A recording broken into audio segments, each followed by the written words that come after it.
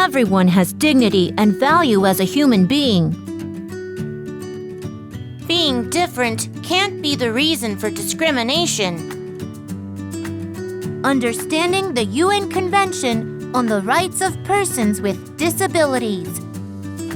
Let's talk about the UN Convention on the Rights of Persons with Disabilities. Today, we will talk about Article 9, Accessibility, and Article 30, Participation in Cultural Life, Recreation, Leisure, and Sport, of the UN Convention on the Rights of Persons with Disabilities, and take a moment to think about it together. 장애인 권리를 위해 세 사람이 뭉쳤습니다. 안녕하세요, 신홍윤입니다. Shin Hong-yoon is a podcaster and radio host. He is also an instructor raising awareness for persons with disabilities. 네, 안녕하세요. 이창훈입니다. Lee Chang-hoon is Korea's first news anchor with a visual disability. He is working as a broadcaster and an instructor raising awareness for persons with disabilities. 네, 안녕하세요. 이현학입니다. Lee Hyun-hak is an instructor raising awareness for persons with disabilities. He is also a member of the band The Blind.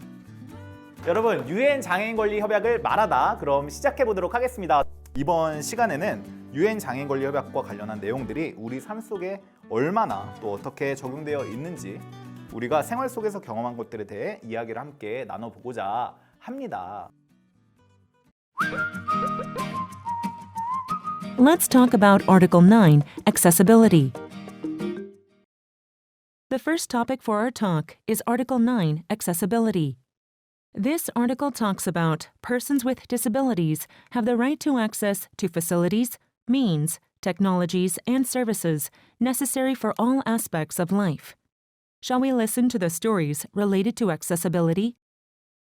제가 이거를 어떻게 우리가 대화를 재밌게 나눌 수 있을까를 고민을 하다가 퀴즈를 몇 가지를 좀 준비를 해봤어요. 퀴즈. 여기 이 퀴즈를 통해서 우리가 권리협약의 내용을 우리 일상에 접목시켜서 생각해보는 시간을 좀 가져보고자 하는데, 자, 그럼 첫 번째 퀴즈부터 한번 드려볼게요. 자, 접근성 측면에서 우리나라 교통수단 내 땡땡땡땡은 우수하다. 정답은 두구두구 해주십시오, 두 분. 두구두구두구두구. 정답은 하드웨어입니다. 두 분은 좀 어떻게 생각을 하시는지. 제가 서울에서 주로 활동을 많이 하는데요.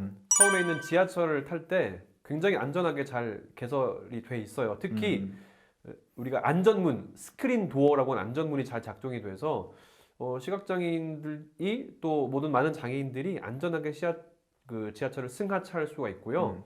또 중요한 요소 중에 하나는 입구의 문에 점자로 몇 다시 몇 번 칸인지가 써 있어요. 그래서 제대로 확인하고 탈 수 있는 것들이 매우 잘 돼 있더라고요. 맞아.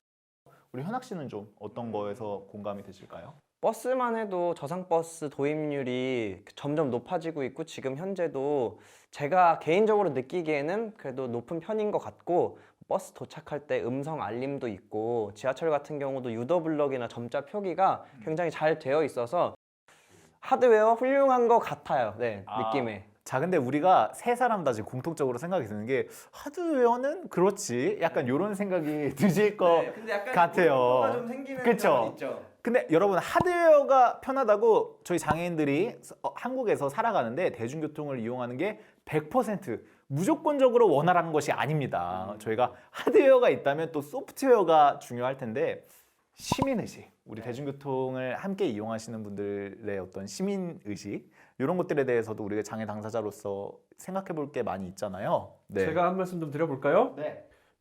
제가 겪은 일은 아니지만 안내견을 사용하는 시각장애인이 겪은 일을 좀 말씀을 드릴게요. 이제 버스를 승차하려고 하는데 안내견 승차할 수 없다라고 기사분이 고지하시더라고요. 근데 안내견을 사용하는 장애인도 장애인 복지법, 우리나라에 있는 그 법에 따라서 승차가 불가능하지 않잖아요. 일하고 있기 때문에. 네. 그 당시에 많은 시민들은 왜 차가 출발하지 않느냐고 약간 불평을 했었던 그런 기억이 있어서 많이 좀 씁쓸했던 그런 기억들을 저에게 전해준 적이 있었습니다. 얘기를 듣고 하면서 생각한 게 하드웨어가 훌륭한데 또 이 교육을 들으시고 또 장애인 권리 협약에 대해서 아시는 분들 하나하나가 저희를 비롯해서 소프트웨어가 될 수 있잖아요. 맞아요. 우리가 소프트웨어로서 역할을 하면은 하드웨어를 100% 활용할 수 있지 않을까. 맞습니다. 그런 생각을 또 해보게 되네요. 그리고 우리의 이 대화가 어떻게 보면 소프트웨어 업데이트야. 이렇게 해서 여러분들이 저희 영상을 함께 즐겨주시고 우리 소프트웨어 시민의식을 함께 좀 올려보는 이런 시간들을 오늘 좀 같이 계속 나눠보면 좋겠습니다. 두 번째 퀴즈입니다. 우리나라 땡땡땡으로 장애인 이동의 폭이 넓어졌다. 자, 여러분 오늘 뭐 타고 오셨어요? 떠올려봐 오늘. 택시 타고 왔는데요? 택시? 저 택시 타고 왔어요. 택시? 무슨 택시? 무슨 택시? 잠깐 누가 네, 현학 씨가 빨랐던 것 같습니다. 네, 현학 씨. 네, 세 글자. 그러니까 개인 택시는 네 글자니까 네. 세 글자. 네. 콜택시. 콜택시. 그렇습니다. 역시 빠른 사람이 이렇게 또 집어가네요. 그렇습니다. 두 번째 퀴즈의 정답은 바로 콜택시입니다. 현학 씨는 어떻게 이용하고 계세요? 제 생활이 어떻게 달라졌냐면 집을 선택할 때 있어서 꼭 지하철역을 도보로 갈 수 있는 곳만을 찾았어야 됐어요. 왜냐하면 우리는 지하철만 이용해야 되니까. 그런데 제가 얼마 전에 이사를 갔는데 지하철역 좀 멀어도 상관없을 것 같아라는 마음으로 바뀌었어요.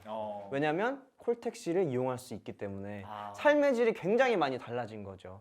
약속을 정함에 있어서도 거기로 가면 돼? 그럼 글로 갈게 라고 이렇게 할 수 있는 저희에게 선택권이 주어져서 이동이라고 하는 측면에서는 정말 한 이 정도 로우 레벨이었다가 정말 하이 레벨로 바뀌면서 너무 기분 좋은 이동을 할 수 있게 됐죠. 맞아. 저희 장애인들이 빠르고 안전하게 이동을 하는 데 있어서 콜택시가 굉장히 큰 많은 힘이 되고 있거든요. 제가 제주도에 놀러를 갔는데 사실 놀러 가서 뭘 이용할까 많이 생각했더니 제주도에서 운영하는 장애인 콜택시가 있더라고요. 좀 더 저렴하게 제가 가고 싶은 곳들을 편안하게 이동할 수 있어서 아무래도 제가 잘 모르는 곳도 있고 하다 보니까 여러 가지 정보도 얻고 또 편안하게 이동할 수도 있고 요금책도 저렴하기도 하고 그래서 아까 현영 씨가 말했던 것처럼 이동에 있어서 굉장히 우리의 이동권이 높아진 부분들이 있다. 맞아요. 그래서 우리나라 곳곳에서 이렇게 장애인 콜택시들이 활발히 활약을 이제 시작을 하면서 저희가 이동권, 저희가 접근성 이런 것들이 좀 굉장히 좀 편해졌거든요. 그래서 전 세계 많은 곳에서도 저희 대한민국처럼 장애인 콜택시 문화가 더 발달해 가서 우리가 장애인들이 세계 곳곳에서 더 편히 살게 되는 그런 과정들을 거치게 되길 바랍니다. 자, 세 번째 퀴즈 또 빈칸 채우기입니다. 장애인 정보 접근성에는 땡땡땡땡이 필요하다. 제가 일단 써놓은 정답은 그럼 정답을 먼저 또 공개를 해보도록 하겠습니다. 가볍게 두구두구 좀 해주세요. 두구두구두구두구두구두구. 정답은 장애인 정보 접근성에는 일관성이 필요하다. 자, 장애인 정보 접근성, 일관성이 필요하다. 왜 그런지 이제 이야기를 좀 나눠보도록 할게요. 두 분이 요즘 좀 문화를 어떤 식으로 대중문화를 좀 컨텐츠를 좀 즐기고 계신지 먼저 이야기를 좀 나눠볼까요? 저는 요즘 문화생활을 함에 있어서 굉장히 우리가 흔히 말하는 OTT라고 말을 하잖아요. 그렇죠. 요즘 뭐 외국 서비스도 있고요. 뭐 넷플릭스 네. 같은 또 토종 서비스들도 많이 생기고 했죠. 그 서비스들을 활용해서 드라마나 영화나 이런 것들을 컨텐츠들을 많이 소비하면서 시간을 보내고 있죠. 자, 그러면은 OTT 서비스를 이용하는 데 있어서 우리 장애 당사자들이 필요로 하는 일관성이라는 게 뭔지 대체 이게 보시는 분들은 무슨 의미인지 모를 거예요. 무슨 일관성이 필요하다는 거야? 뭐가 특별히 더 필요해? 약간 이런 생각을 하실 텐데 설명을 좀 현학 씨가 먼저 부탁을 드려볼까요? 주로 양상을 보면 저희가 사용하는 OTT 서비스 중에 넷플릭스라는 회사의 작품들은 굉장히 화면 해설을 잘 해주는 편이에요. 장애 접근성이 좋은데 안타깝게도 국내 기업들이 서비스하는 곳 대부분에서는 화면 해설이 없더라고요. 그래서 이게 우리나라가 부족한 걸까? 그냥 그 문제인 걸까를 고민했었는데 넷플릭스가 있는 그 미국에는 화면 해설을 반드시 넣어야만 하는 그런 법적인 제도가 있는데 마련되어서 그런 법적인 제도가 마련되어 있는데 우리나라에는 아직 그런 제도가 강제성이 없는 거죠. 그러니까 해도 되고 안 해도 된다면 굳이 해야 될 필요가 없기 때문에 안 하는 선택. 그래서 저희는 화면 해설을 포함한 작품을 감상할 수 없다라는 이 사실이 굉장히 슬프게 다가올 때가 많습니다. 우리나라에서는 이게 그 정보를 전달하는 게 강제가 된 게 아니고 뭐 그렇다 보니까 해도 그만 안 해도 그만이면은 그냥 안 한다. 약간 이런 게 조금 아직 있는 것 같아서 우리나라에서는 좀 아쉬운 부분이 이렇게 생길 때가 있죠. 물론 잘 되어 있고 좋은 것도 많이 있지만 이런 부분에선 저희가 당사자들로서 어려움을 좀 겪는 부분들이 있었던 것 같아요. 아무래도 온라인 서비스라는 게 조금 더 중요해지고 많은 사람들이 찾고 활용하게 되잖아요. 네. 장애 당사자도 소비자다라는 맞아요. 것들을 간과하지 않으면 저는 충분히 접근성에 있어서 더 좋아질 기미가 있다. 일관성을 갖추게 되면 우리도 소비자로서 활용할 수 있다는 부분이 더 부각되지 않을까 싶습니다. 이게 저희를 아까 지금 우리 창훈 씨가 말씀해 주신 것처럼 고객으로 생각한다면 엄청나게 큰 시장을 여러분들이 이 작은 서비스들을 도입을 함으로 해서 저희를 다 포섭을 할 수가 있는 거거든요. 조금 그런 것들이 준비가 되면 저희들이 다 달려가서 같이 그 서비스들을 이용을 할 수밖에 없게 되니까 이런 걸 좀 같이 즐겨봐 주시면 좋겠습니다. Let's talk about Article 30, participation in cultural life, recreation, leisure, and sport. The second topic we will discuss is the Article 30, participation in cultural life, recreation, leisure, and sport. This article states that persons with disabilities have the right to participate in cultural activities on an equal basis with others. Shall we listen to the stories related to this article? 스포츠 관련된 퀴즈로 좀 준비를 해왔습니다. 자, 질문 드릴게요. 장애인이 스포츠 땡땡땡땡을 할 수 있다면 유엔 장애인 권리 협약 제30조가 보장된다. 이거는 바로 맞춥시다. 바로. 네네. 창훈 씨 뭔가요? 정답은 직접 관람. 자, 장애인이 스포츠 직접 관람을 할 수 있다면 유엔 장애인 권리 협약 제30조가 보장된다. 맞습니다. 네. 우리 창훈 씨가 이걸 알 수밖에 없는 게 우리 창훈 씨가 야구광이시잖아요. 그래서 정말 직접 관람을 정말 자주 하세요. 제가 그 봄에서부터 가을까지는 KBO의 프로야구를 좋아하고요. 그렇죠. 겨울에는 이제 배구, 그렇죠. 코보라고 하죠. 배구 경기를 좋아하기 때문에 직접 관람을 할 때 그 맛이 정말 다양합니다. 그러니까 직접 관람 왜 좋은지만은 딱 말씀을 드리자면 텔레비전으로 그냥 보고 듣는 경우는 경기 자체에 몰입하기 그냥 캐스터들이 하는 이야기 정도에 몰입할 수밖에 없잖아요. 그렇죠. 직접 관람을 하게 되면 선수들의 움직임을 소리로 직접 들을 수도 있고 관중석은 응원도 할 수 있고 또 맛있는 음식을 먹을 수 있기 때문에 그만큼 스트레스 해소하는데 직접 관람만큼의 큰 어떤 스트레스 해방 출구가 없다라고 말씀드리고 싶죠. 그렇죠. 창훈 씨 사실 근데 오늘 이 얘기들, 이 스포츠 관람 관련해서 조금 더 깊이 있게 얘기를 해보고자 오늘 저희가 선수분을 한분 모셔봤어요. 그래서, 선수가 왔죠. 그분과 한번 자세히 장애인 스포츠 관람에 대해서 얘기를 해보고 싶은데 현악님이 제가 알기로 또 우리 꼴볼이라는 스포츠의 장애인 스포츠의 선수로 활동을 하고 계시잖아요, 현악 씨. 그 꼴볼이 일단 뭔지 먼저 설명을 좀 해주시면 어떨까요? 우선 장애인의 스포츠 여가 활동에 빠질 수 없는 게 생활체육이거든요. 그렇죠. 그래서 제가 말씀을 꼭 드려야 할 것 같아요. 시각장애인이 체육할 수 있도록 고안된 스포츠가 바로 골볼이라는 경기인데요. 눈을 가린 채로 경기를 진행하게 되고 되게 무거운 고무 재질의 공 안에 방울이 들어있어요. 흔들면 딸랑딸랑 소리가 나고 이 공을 바닥으로 굴려서 상대방의 골대에 넣게 되고 그렇게 되면 득점이 되는 이런 간단한 룰의 경기인데 시각장애인들에게는 유일한 시각장애인들만을 위한 스포츠이기 때문에 자부심도 있고 생활체육으로 많이 좀 애용하는 그런 스포츠 종목이에요. 실제로 제가 대학 생활할 때 저는 제가 건의를 드려서 골볼 수업을 했었어요. 아, 그래요? 제가 1일 강사가 돼서 학생들의 반응이 굉장히 좋았고 시각장애인이 같이 운동을 할 수 없을 거라고 생각했는데 하면 할 수 있구나. 그렇죠. 우리가 같이 할 수 있는 부분이 있구나를 학생들이 알면서 굉장히 화기애애하게 즐겁게 수업을 진행했던 기억이 납니다. 맞아요. 우리가 막 이기려고 막 엄청난 그 기록을 세우려고 운동을 하고 막 이런 것만 하면 안 되잖아요. 이렇게 다 같이 우리가 함께 즐길 수 있는 이런 시간들을 만들어가는 거를 함께 좀 찾아가면 좋겠습니다. 네, 다음 질문 드려보도록 하겠습니다. 잘 들어주세요. 네, 이번에 맞춰야 된다 이번에. 네. 장애인이 중간 좌석에서 영화를 보려면 땡땡땡석 이상의 대형 상영관이어야 한다. 자, 정답은 300석. 장애인이 중간 좌석에서 영화를 편하게 보려면 300석 이상의 대형 상영관이어야 합니다, 여러분. 300이었어요? 네, 그렇습니다. 이게 근데 제가 어떤 말씀을 드리는 건지 두 분 좀 바로 알게 되실 거예요. 장애인석 있잖아요. 네. 휠체어 장애인석들이 우리 영화관에 영화를 보러 가실 때 다들 휠체어 장애인석을 확인하신 분들이 많이 계실 텐데 휠체어 장애인석의 경우 작은 상영관에는 맨 앞줄이나 맨 뒷줄로 다 이렇게 몰려 있는 경우들이 많이 있어요.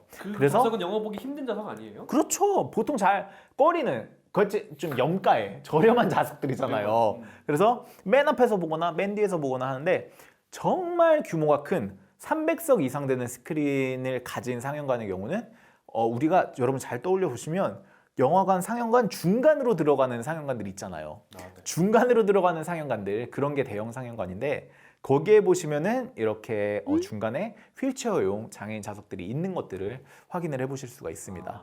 이렇게 됐을 때는 중간에서 딱 편하게 관람을 하게 되는 이런 상황들이 나타나게 되는데 두 분은 영화관 혹시 가보시면 어떤 것들이 좀 많이 생각이 드셨는지 얘기해 주시면 좋을 것 같아요. 영화관에서 영화가 가장 좋은 거는 저는 듣는 게 좋아요. 양쪽 서라운드로 팡팡팡 어떤 총을 쏘는 소리가 왼쪽에서 오른쪽에서 앞에서 뒤에서 난다는 게 굉장히 좋아요.